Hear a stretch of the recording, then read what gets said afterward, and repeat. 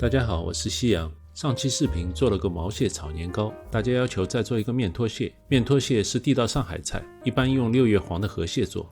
六月黄是指农历6月刚脱壳的大闸蟹的幼蟹，身形很小。先用刷子把螃蟹清洗干净。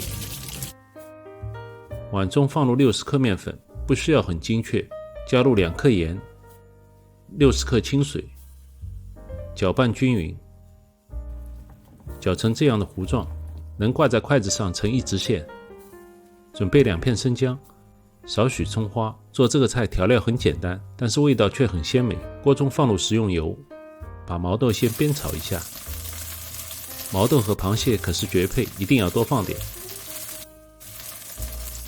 炒到毛豆表皮微微皱起，我们先盛出备用。锅中再加入食用油，把螃蟹一切为2，挑去螃蟹的蟹味。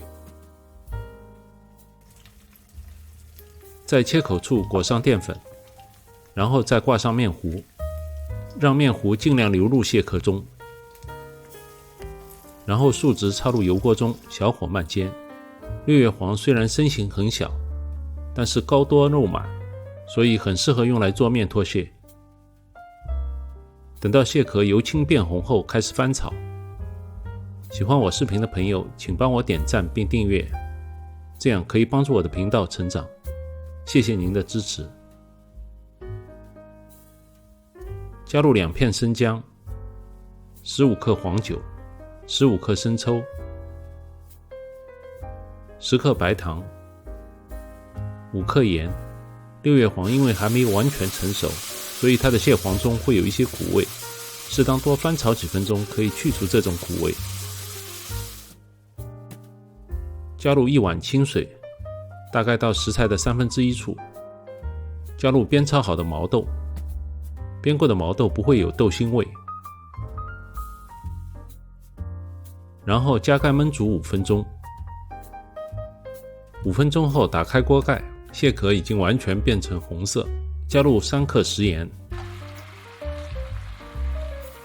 把剩下的面糊加入少量的清水，然后全部倒入锅中。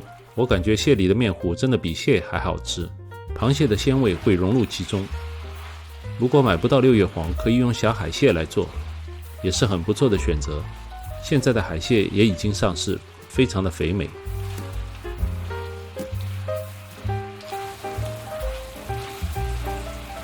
等酱汁全部均匀地裹在螃蟹上，就可以出锅了。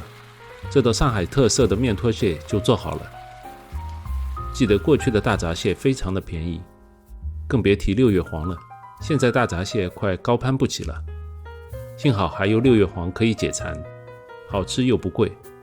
趁这个季节快点动手做吧，光是这点酱汁就可以吃2碗米饭了。我是西洋，请别忘了订阅这个频道。谢谢您的收看，让我们下期再见。